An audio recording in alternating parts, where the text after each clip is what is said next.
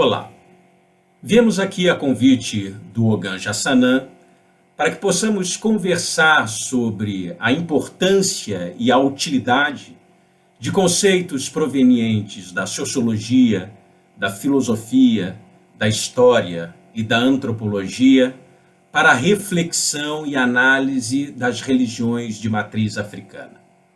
Evidentemente, o adepto dessas religiões desenvolve sua vida religiosa independentemente desses conceitos.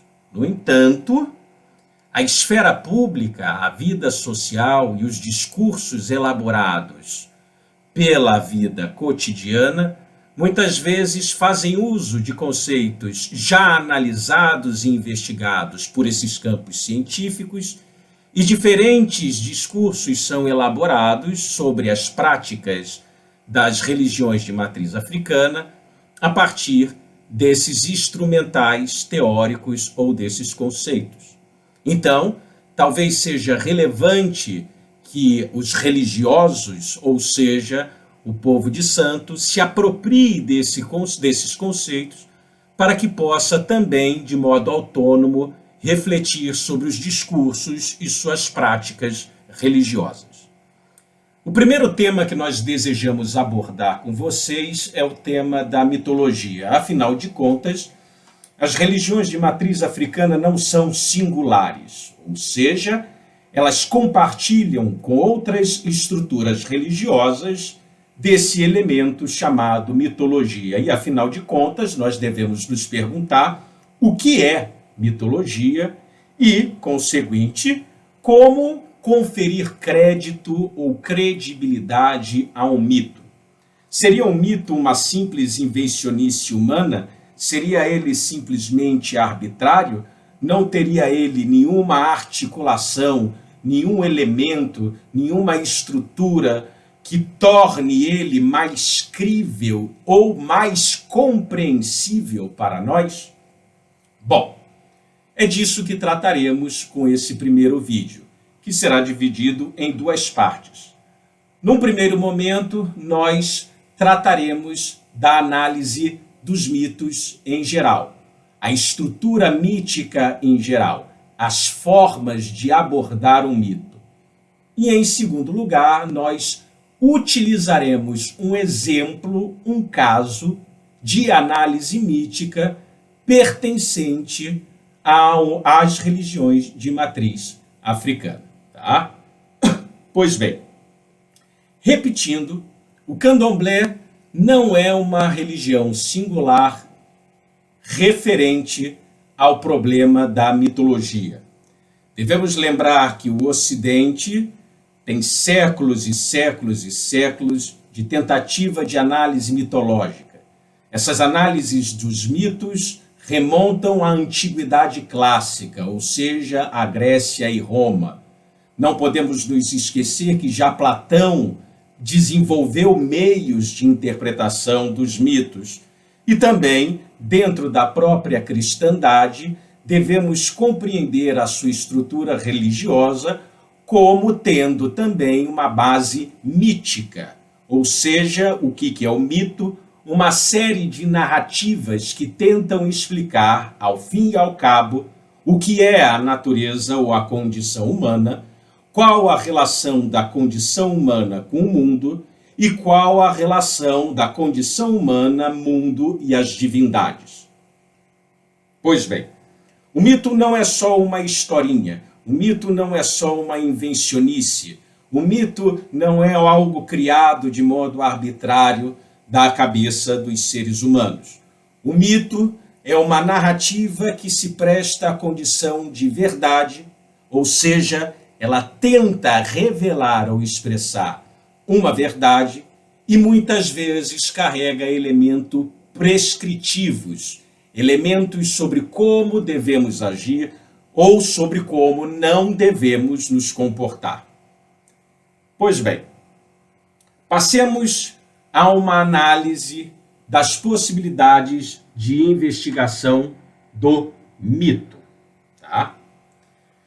Classicamente, a área que investiga, analisa interpreta um mito pode ser chamada de hermenêutica. A hermenêutica nada mais é do que a arte da interpretação.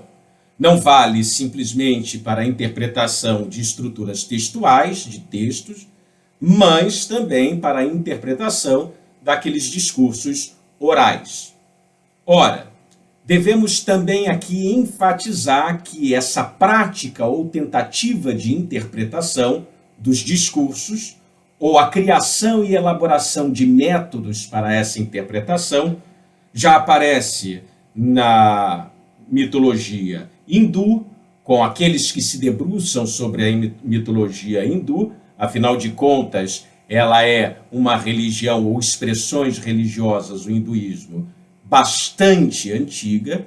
Encontraremos essas tentativas na Antiguidade Clássica, encontraremos essas tentativas de interpretação na Roma Antiga, encontraremos também dentro do cristianismo. Todos esses povos desenvolveram uma série de instrumentos para interpretar os seus mitos. E não menos o fizeram os povos africanos. Afinal de contas, a necessidade de interpretar o oráculo, particularmente o Meridilogum, ou então o Opeleifá, ou então o jogo de Iquins, deu a esses sacerdotes, a esses sábios, uma série de instrumentos que também condicionam e guiam a forma de interpretação dos seus mitos. Em termos gerais, nós podemos estabelecer 4 níveis de interpretação dos mitos. Tá? Um nível literal, um nível moral, um nível alegórico e um nível anagógico. Nós explicaremos aqui esses 4 níveis, lembrando apenas que os 2 últimos, o alegórico e o anagógico, são os mais complexos. Bom, passemos ao método literal. O que significa literalidade? Literalidade nada mais é do que aquilo que a narrativa conta, o que o mito expressa em sua integralidade. Quais são todos os elementos que compõem aquele mito? Ora, isso não significa que a literalidade seja a fria letra ou a fria e chapada expressão daquela narrativa. Por quê? Porque a literalidade indica que os mitos mutuamente se refletem, dialogam entre si, tal como se formassem um mosaico de mútuo espelhamento, de maneira que o entendimento de um mito pode estar dado a partir de elementos de outros mitos, compondo uma espécie de cadeia narrativa. O segundo nível de interpretação é a interpretação moral. Afinal de contas, os mitos podem carregar prescrições de conduta, indicações de como devemos nos comportar, ou mesmo proibições ou recomendações do que não devemos fazer. Afinal de contas, também os mitos carregam a determinação ou a indicação do que seria certo ou errado, conveniente ou inconveniente, e quando algo seria conveniente ou inconveniente. Por fim, nós temos agora o campo alegórico de análise. Alegoria, alegorém do grego, quer dizer transpor para outro lugar. Isso significa exatamente o quê? Significa que o mito funcionaria como um símbolo ou uma indicação que nos remete a algo que está por trás dele. É como se fosse um véu que resguarda um sentido verdadeiro subjacente, algo que seria o verdadeiro ou próprio, que é representado por aquelas imagens míticas. Ora, O campo alegórico pode ser dividido, pela sua complexidade, em pelo menos 4 níveis. O primeiro nível é o institucional, o segundo é o funcional, o terceiro é o histórico e o quarto é o fisiológico. Bom, o que significa que a alegoria seria uma série de símbolos, por exemplo, que resguardam, que encobrem ou que indicam a instituição por trás de si? Ora, o mito poderia servir para justificar ou para transmitir o modo como determinado povo é governado, as formas de prática de justiça, os modos de aquisição de impostos, os modos de organização de diferentes famílias ou de diferentes comunidades, a necessidade da política ou de um tipo de organização política. Então, os mitos serviriam como narrativas que justificam essas instituições. Ora, numa divisão da alegoria, como já mencionei para vocês, temos também a explicação ou a teoria funcional dos mitos. O que seriam os mitos nesse caso? Os mitos significariam nada mais, nada menos do que explicações fantasiosas ou imagéticas sobre as razões pelas quais nós nos alimentamos, enterramos os nossos mortos, praticamos sexo, nos reproduzimos, estabelecemos família, morremos e temos tantas outras necessidades. Os mitos serviriam para explicar essas necessidades. Por exemplo, nossas necessidades de troca, nossas necessidades de formação de família, de estabelecimento de parentela ou ter parentes, quem seriam nossos amigos ou aqueles que pertenceriam às nossas comunidades, quem seriam os nossos antagonistas e, portanto, os nossos inimigos, como caçar, por que caçamos, qual a maneira mais adequada de plantar. Os mitos serviriam para justificar essas nossas funções ou atividades. Por fim, o mito também teria uma característica histórica, ou seja, seria uma série de símbolos que resguardaria atrás de si uma verdade ou um fundamento histórico. A mitologia sobre um rei ou a mitologia da conversão de um ser humano em divindade poderia ser considerado nada mais, nada menos do que um discurso fantasioso transmitido de geração em geração ou divulgado popularmente sobre um rei que verdadeiramente existiu e que pela fantasia popular foi divinizado. Aqui devemos fazer uma separação bastante clara. Ora, dentro da interpretação histórica, nós estamos dizendo que aquela figura mítica, na verdade, era um ser humano que foi convertido pela imaginação e pelo discurso popular em uma divindade. Essa tese histórica é completamente diferente de uma tese que podemos chamar de teoses, ou seja, a possibilidade constitutiva de algumas religiões de que um ser humano possa efetivamente se converter em um Deus.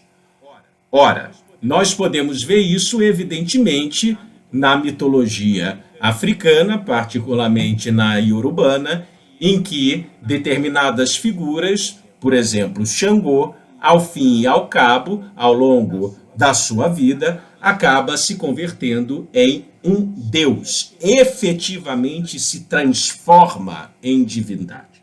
Então nós temos que fazer essa distinção, porque a suposição histórica de que um ser humano, pela imaginação popular, acaba sendo divinizado é diferente dessa tese última que eu expliquei, que é a teoses.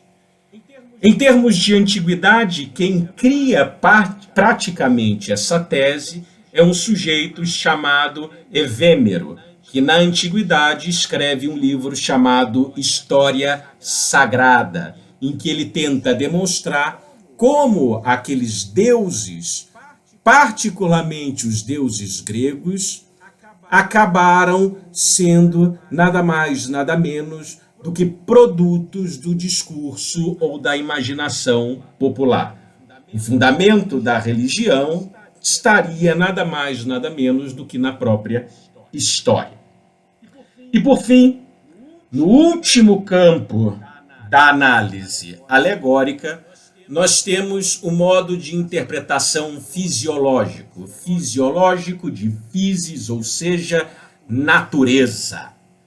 O que isso significa? Significaria que os mitos nada mais seriam do que explicações fantasiosas sobre o pôr do sol, o nascimento do sol, o surgimento das estrelas, o fato de que nós nascemos, o fato de que as plantas crescem, o fato de que nós morremos, o fato de que nós temos necessidades sexuais, o fato de que as estações do ano mudam. Então, o campo ou o modo de interpretação fisiológico indicaria que a alegoria nada mais é do que uma espécie de explicação fantasiosa sobre os fenômenos naturais. Tá? Bom, fiz essa divisão em 4 partes, mais as subdivisões do campo alegórico, sem significar que eles são mutuamente excludentes, eles podem se combinar. Para terminar, temos a interpretação, e essa também é mais complexa, que é a interpretação anagógica ou mística.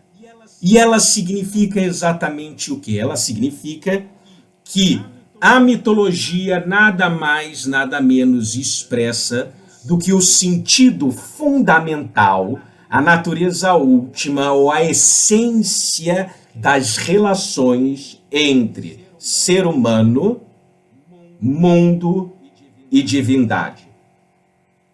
A interpretação anagógica tenta revelar o mistério dessa conjunção, indicar pelo menos o mistério ou a sua natureza fundamental, o sentido básico do modo de relação dos deuses conosco ou com o mundo. Tá? Então, nós temos aqui, na interpretação anagógica ou interpretação mística, a tentativa de revelar o sentido fundamental subjacente à prática religiosa. Ora, mas parece que a interpretação anagógica não difere muito de outras interpretações. Qual seria a sua diferença mais basilar, a sua diferença mais evidente? E isso só ficará claro se nós partirmos de uma corrente ou de uma forma de interpretação dos mitos. E essa corrente ou essa forma de interpretação dos mitos pertence a um conjunto de autores, de pensadores, que em geral são chamados de estruturalistas. Parece um nome complexo, mas a explicação é básica. Os mitos, eles teriam possibilidade de verificação da sua credibilidade, ou seja, vamos ver como é que eu faço para saber se esse mito é realmente um mito sério, não é uma maluquice inventada, não é uma doideira criada arbitrariamente. Como eu posso, pelo menos, ter indicações de que esse mito merece a minha confiança? E, ora, essa corrente chamada estruturalismo vai dizer para a gente que o mito é como um tabuleiro de xadrez. Na verdade, nós não pensamos os mitos. Os mitos nos pensam. E é um tabuleiro de xadrez porque, tal como no xadrez, as peças têm movimentos determinados. O cavalo faz o movimento X, a rainha faz o movimento Y, o peão faz o movimento W. E é como se na mente humana houvesse uma estrutura de organização que faz com que as narrativas míticas sejam repetitivas. É como se esse tabuleiro estivesse dentro da nossa mente e nós repetíssemos continuamente essas posições, de maneira tal que, como eu mencionei, os mitos, na verdade, seriam a nossa própria estrutura de pensamento e por isso eles nos pensariam. Não compartilham dessa tese somente alguns antropólogos, afinal de contas, sabemos que Lévi-Strauss, quando escreve as suas mitológicas, um livro sobre a mitologia dos povos ameríndios, vai verificando as estruturas repetitivas e as formas de remetimento de um mito a outro ao longo de diferentes tribos, não só do Brasil, mas ao longo de toda a América. Nós temos essa forma de análise também vinda de um sujeito da teoria literária, do estudo da literatura, chamado Northrop Frye, que escreve um livro conhecido como Anatomia da Crítica, em que ele mostra que na própria literatura ocidental uma série de estruturas são repetitivas. Elas retornam, elas voltam, elas assumem arranjos em comum. E gostaria também de mencionar para vocês um russo que se debruça particularmente sobre a mitologia hindu, que é o Alexander Piatigorsky, que vai escrever o livro conhecido como Mythological Deliberations, ou seja, traduzindo, Deliberações Mitológicas. Infelizmente, esse livro não existe em português. E por que eu menciono esses autores? Menciono exatamente por conta da possibilidade, pela repetição estrutural, por mais que nós demos ou coloquemos elementos fantasiosos, mais camadas diferenciadas, maiores versões, diferentes versões, não importando a multiplicidade das versões, das variantes, sempre haverá elementos invariantes entre si, interconectados. E é isso que torna um mito mais crível e até mesmo mais ao qual nós possamos conferir maior credibilidade a propósito da sua veracidade, né? Ou mesmo do seu sentido fundamental. Tá? E por que eu mencionei particularmente esse russo? Porque esse russo, analisando a mitologia hinduísta, particularmente o surgimento do deus Indra, que é um dos deuses fundamentais ou deus fundamental, ele constata uma coisa bastante familiar às religiões de matriz africana. O Deus ou mistério da divindade, e aí nós também temos um passo em direção à interpretação anagógica, né? Interpretação mística. Uma das características da divindade é ela se desdobrar em várias faces.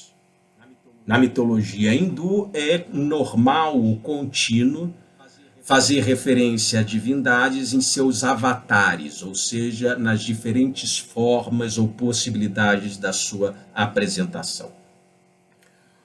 O Piatigorsky vai explicar para a gente que na mitologia hindu nós podemos observar a divindade em 4 níveis.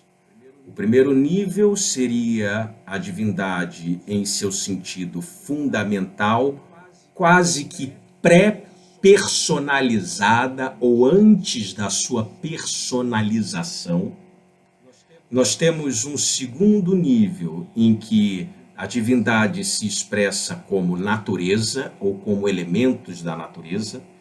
Nós temos um terceiro nível em que a divindade se expressa como ancestrais ou como aquele conjunto de seres espirituais que não seriam propriamente humanos. E, por fim, nós temos a expressão das divindades em suas figuras ou faces humanas. Então, nós temos aqui como se fosse uma vertical de formas de expressão do divino. De certa maneira, também nas religiões de matriz africana, as divindades se expressam nos elementos naturais, nas figuras humanas, nos ancestrais e nos seres espirituais não propriamente ou não exatamente humano, e como uma estrutura, digamos assim, pura, que seria a própria divindade. Então, quando nos voltamos ao Deus, ou quando nós refletimos sobre as divindades, é como se pudéssemos dizer que elas são e, ao mesmo tempo, não são pessoas. Que elas são e que, ao mesmo tempo, elas não são elementos da natureza. Que elas são e, ao mesmo tempo, não são ancestrais. E por que eu posso falar que, ao mesmo tempo, não são sem cair em contradição? Porque, simplesmente, elas não se esgotam. Sua natureza última não se esgota em nenhum desses níveis. Ela continua sendo o que ela é, desdobrando-se em diferentes níveis. Bom, nós podemos agora passar para uma análise mais detida de um mito próprio às religiões de matriz africana, particularmente porque esse mito também se expressa de modo muito claro em um ritual.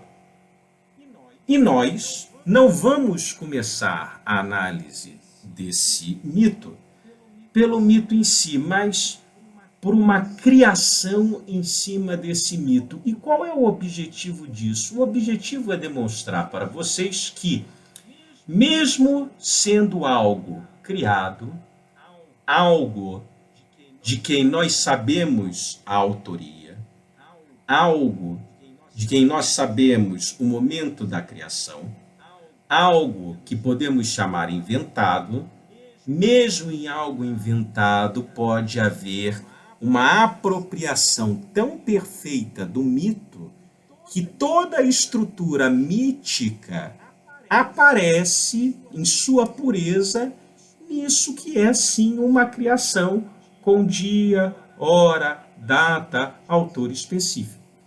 E eu estou fazendo aqui referência ao mito de Oxalá, o mito que tem relação com a cerimônia ou ritual das águas de Oxalá, que é, de certa forma, ou melhor, é narrado por um autor chamado Obatunde Ijimere, que escreve, mais ou menos na década de 60, uma peça de teatro chamada O Aprisionamento de Obatalá. E essa peça de teatro tem absolutamente todos os elementos que se repetem em diferentes registros desse mito. E nós podemos dizer para você que esse mito, o mito da jornada de Obatalá ou de Oxalá, não é um mito trivial, afinal de contas, podemos enumerar aqui, indicando os autores, aqueles que registraram esse mito, né? Porque o Pierre Verger registra esse mito no Brasil e também na África, Kurlander registra esse mito, Judith Gleason registra esse mito, Andrew Apter registra esse mito, Piberton registra esse mito, professor Nicolau Parés, Uli Baia registra, Lídia Cabreira registra em Cuba esse mito, e, por fim, uma variante desse mito bastante interessante porque destaca com força o elemento místico ou anagógico, é a versão colhida por William Bascom, ou Bascom, no livro chamado Sixteen Cowries, ou, traduzindo para o português, 16 Búzios. E o William Bascom registra esse mito como pertencente ao Odu Odi. É claro que elementos intrínsecos a essa estrutura mítica também aparecem no Odu Egionilé, particularmente ao tratar desse elemento invariante, a jornada, que é um elemento que se repete em vários mitos, e também ao tratar da necessidade da paciência, aqui um elemento da interpretação moral. Particularmente, esse mito explica que a paciência, figura que aparece também em outras formas míticas, a paciência seria a virtude suprema. A paciência seria a joia da coroa das religiões de matriz africana, por expansão, ou particularmente das formas religiosas da Yorubalândia. A paciência seria o cerne do mistério dessa religião, ou do caminho que os seres humanos devem trilhar. Tá? Bom, quais são os elementos que nessas diferentes formas de registro que apresentamos para vocês, quais são os elementos que se apresentam como invariantes, ou seja, que não mudam? Bom, temos, em primeiro lugar, como já disse, a jornada. Em todas as variantes sempre aparece o elemento da jornada. Nós temos o elemento da paciência, elemento esse que não poderia surgir sem a estrutura da provocação. Sempre alguém ou algo ou Exu provocará Obatalá, ou Oxalá, ou Orixalá. Sempre ele será provocado e ele terá que passar por essa provação ou provocação sem reagir com violência. Lembrem-se que a necessidade de Obatalá não reagir com violência já aparece em outras versões míticas ou outras histórias míticas, por exemplo, aquela em que Obatalá, Orixalá, trava relação com as senhoras. Tá? Também nesse momento é recomendado vivamente que ele não reaja com paciência. Então, parece que esse mito deseja revelar o cerne, a essência constitutiva de Oxalá. Bom, temos a jornada, temos a paciência, temos a provocação e temos dois polos. Um polo é o polo da divindade do branco, que faz essa jornada, que se direciona a uma outra divindade, agora representando um elemento ígneo, ou seja, do fogo, representando o governo humano, representando a vida estruturada no mundo, e Obatalá retorna ao mundo, vai visitar seu filho. E aí nós temos diferentes versões de qual é o status desse filho, né? Xangô muitas vezes assume a condição de filho de Obatalá, assume a condição de amigo de Obatalá. Naquelas variantes em que Obatalá é apresentado como feminino, Obatalá é dito mãe de Xangô e por isso vai visitá-lo com saudade do seu filho. Mas, independente desse status de Xangô em relação a Oxalá, existe o ponto máximo desse mito, o ponto crucial desse mito, que é: nenhuma situação constrange o Batalá a fazer essa visita. Ele vai fazer essa visita espontaneamente. E aí nós temos a ambiguidade entre a teimosia e a obstinação, porque o Batalá é advertido do caráter perigoso dessa jornada e dos transtornos pelo qual passaria. E, no entanto, algo íntimo, algo em sua natureza o impulsiona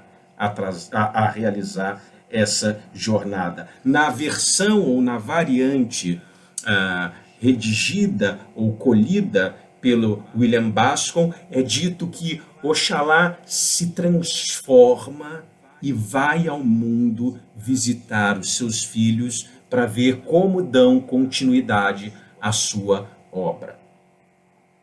E, sendo absolutamente espontâneo, por mais avesso que seja o caminho dessa jornada, ele vai por amor. E já temos uma indicação da absoluta espontaneidade e da condição absolutamente dadivosa de Obatalá. É como se ele fosse a essência criadora da generosidade e da espontaneidade desse ato simples, desse ato bom, visitar um amigo. Bom, como Obatalá expressa de modo mais grandioso ainda o seu caráter dadivoso? Bom, em diferentes variantes é marcado que Obatalá suja as suas vestes depois que alguém solicita que Obatalá realize alguma tarefa. Em várias versões é Exu que pede Obatalá para fazer alguma coisa, ou transportar um barril, e acaba sujando ele. Em várias versões é o vinho, o azeite de dendê que suja as vestes de Obatalá por 3 vezes. Em outras variantes, muitas delas indicam que são 3 elementos que sujam a veste de Oxalá: o azeite de dendê, o carvão e o vinho de palma.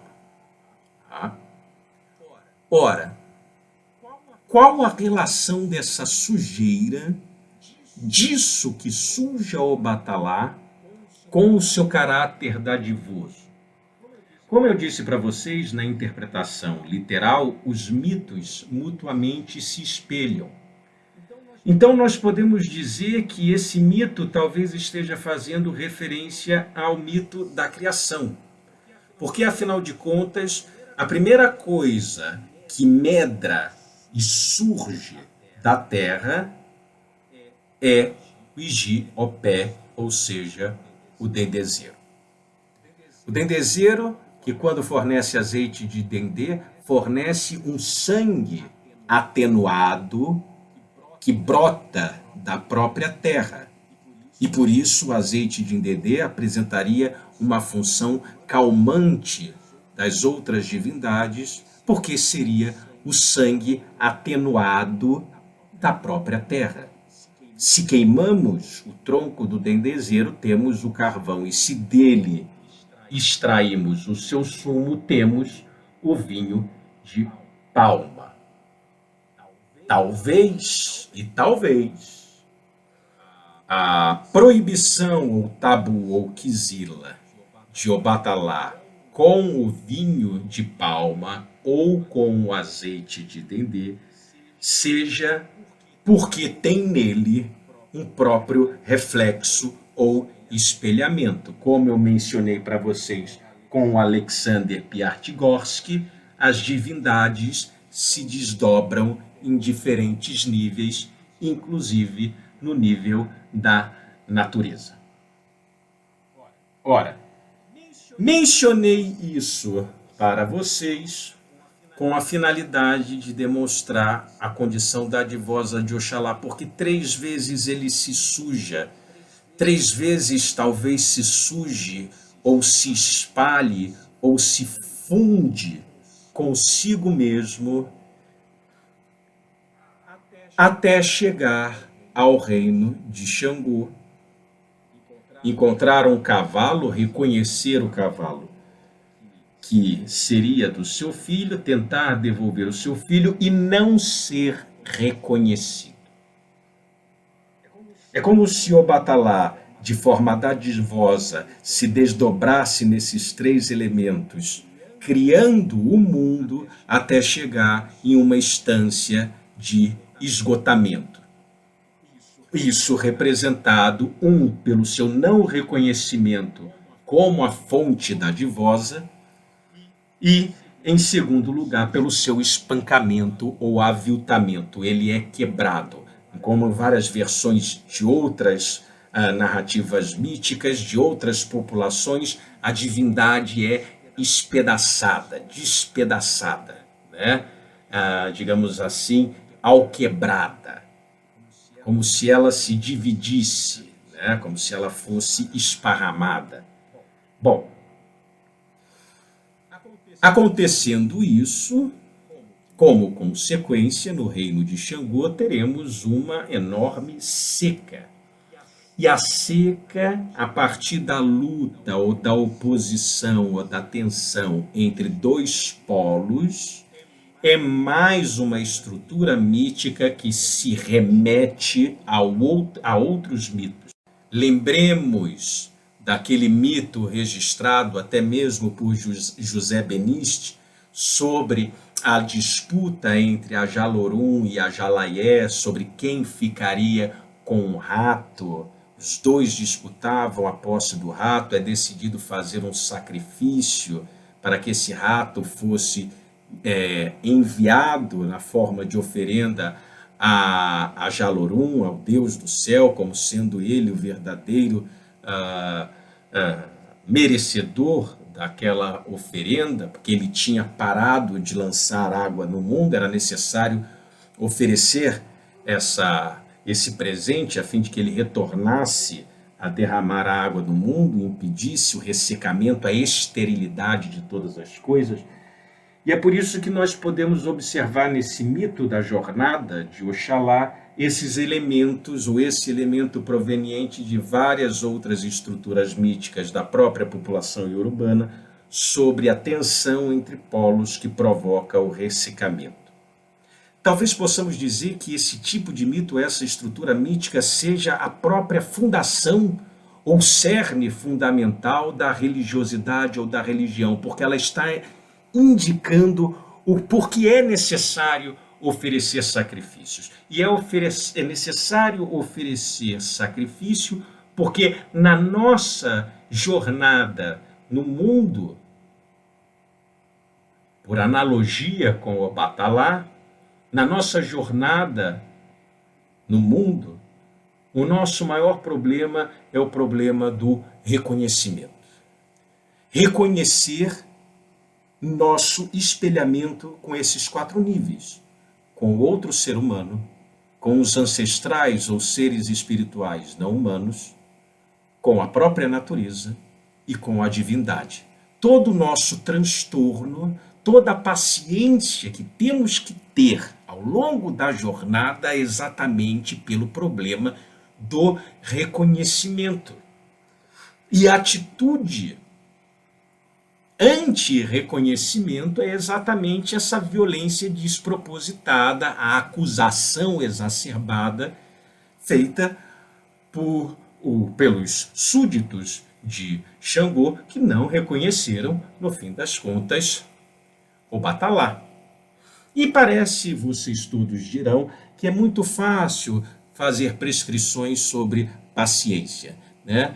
É muito fácil dizer, seja paciente, tenha paciência, assim como é fácil escrever numa camiseta, ame o próximo, deseje o bem a todos, seja gentil e caridoso, mas a verdade é que é impossível ter paciência ou amar quem quer que seja sem reconhecer o problema, sem reconhecer a natureza do outro, sem reconhecer que esse outro tem algo que é o nosso espelho. Por isso que é um problema de reconhecimento. Reconhecer o outro, reconhecer a nossa posição no mundo. Por isso que a interpretação anagógica dirá para a gente que o mito expressa a nossa situação, o nosso lugar, a nossa posição no mundo, seu reflexo com aqueles que nos cercam, seu reflexo com os nossos ancestrais, seu reflexo com a nossa condição enquanto seres da natureza, seu reflexo com a própria divindade. Tá? Pois bem, ao fim nós verificamos ali nas águas de Oxalá, ou melhor dizendo, antes de entrarmos um pouquinho no ritual, nós reconhecemos no mito da jornada de Obatalá esse elemento fundamental de conflito, os polos opositores, ou na verdade tensionados, entre a terra e o céu. Tensão, o conflito entre terra e céu também é repetitivo dentro da mitologia iorubana. E por fim nós temos o momento em que Xangô reconhece o seu amigo, o pai Obatalá, é conduzido às águas, é curado, é tratado, é velado, e enfim faz a sua jornada, em algumas variantes, rumo à sua casa, como retorno, em algumas variantes vai visitar Egibô, vai visitar Oxaguian, e aí temos o nexo entre as águas de Oxalá e o pilão de Oxaguian, ou seja, a cerimônia do Nhame pertencente a Oxaguian. Ora, cabe salientar que, apesar de não ser iorubanda, nós temos determinados personagens míticos de determinadas populações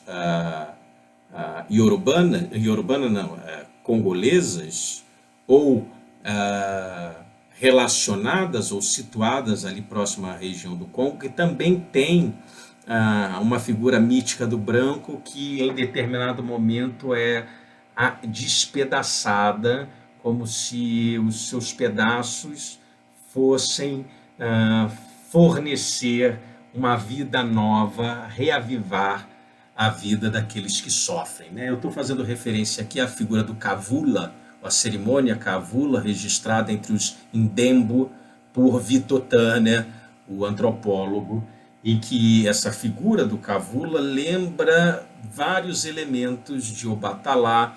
Ao mesmo tempo, a sua cerimônia lembra vários elementos de uma cerimônia do Bori, tá?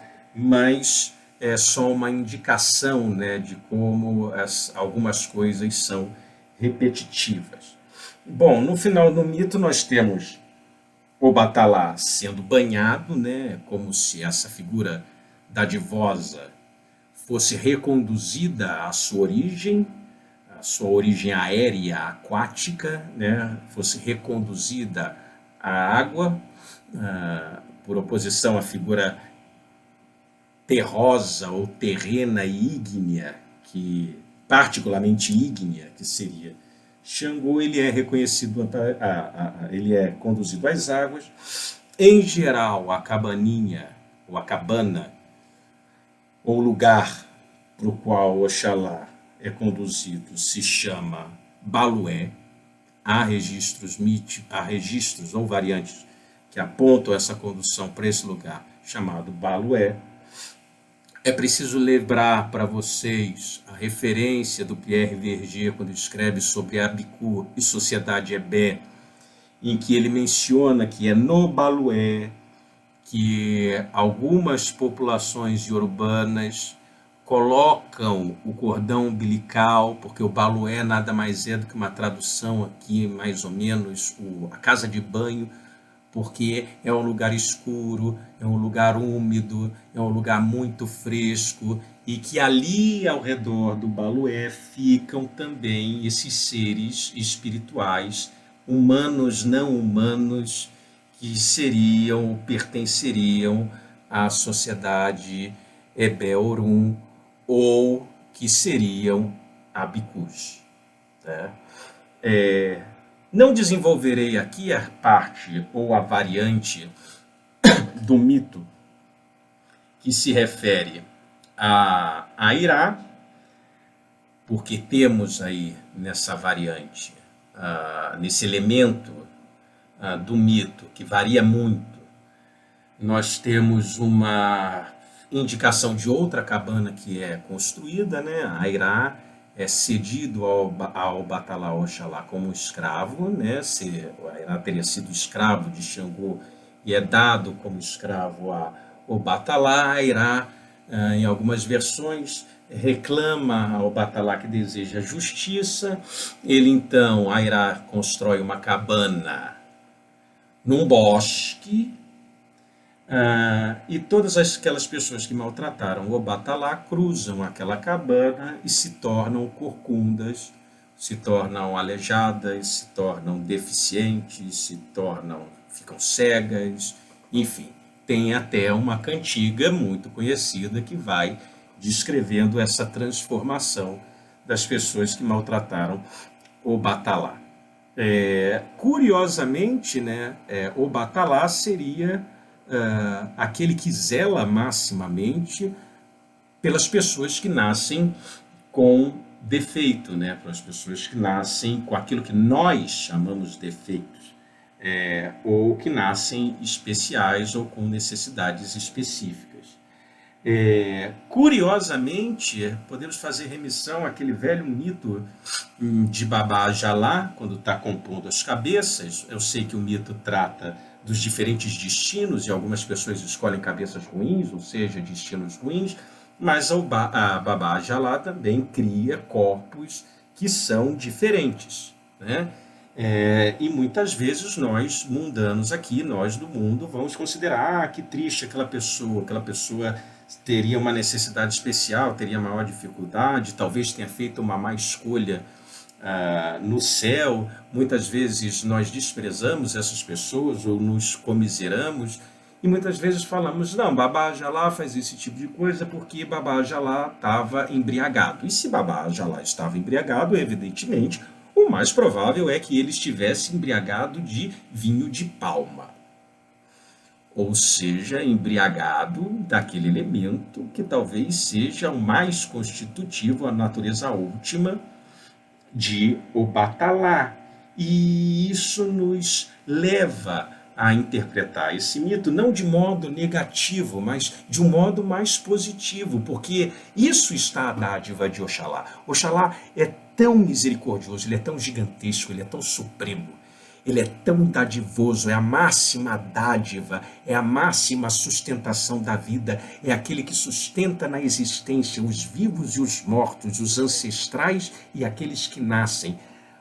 Oxalá, aquele que tem como epíteto, aquele que tem como alcunha, aquele que tem como nome o Senhor que transforma sangue em criança. Então, é Ele que tem a máxima capacidade de sustentar toda a existência. Ele cria o que Ele quiser e Ele sustenta na existência o que Ele desejar. Então, todos os seres dotados de existência são obras sumamente amadas e são dádivas, são presentes provenientes da mão de Oxalá, de modo que aquilo que nós chamamos de defeituoso não existe.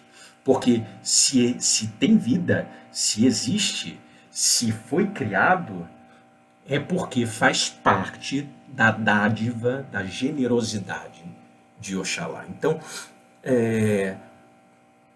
nós todos estamos numa condição, né, que temos que tomar essa posição de Xangô, ou seja, reconhecer a nossa proveniência, reconhecer a nossa origem. No mito, no Itan, registrado por William Bascom, nessa variante que está no do Odi, é exatamente esse ponto que mais se destaca, né? Era o problema de que os filhos de Oxalá na terra, a terra não o reconhecia mais. E ele retorna como Orô, não Orô a divindade Orô, mas Orô o sentido de espírito. Ele retorna como espírito, as pessoas reconhecem ele como o grande orixá, e a partir disso passam a oferecer sacrifícios, ou seja, passam a retribuir. Então esse mito também tem esse nexo, né? Dar, saber receber e retribuir. Talvez o cerne da religião ou o cerne da religiosidade, como os antropólogos podem reconhecer no famoso texto Ensaio sobre a Dádiva, do autor francês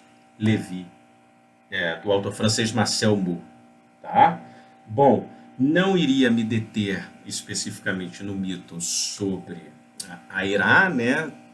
Tocando que papel teria a Irá nessa estrutura mítica, porque talvez a figura de Airá esteja distribuída em outros mitos, tá? Isso seria muito complexo de explicar aqui agora.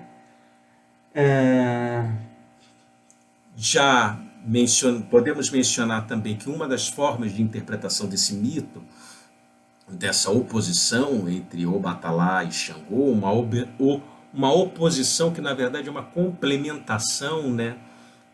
Ou uma tensão. Nós podemos recordar também que esse mito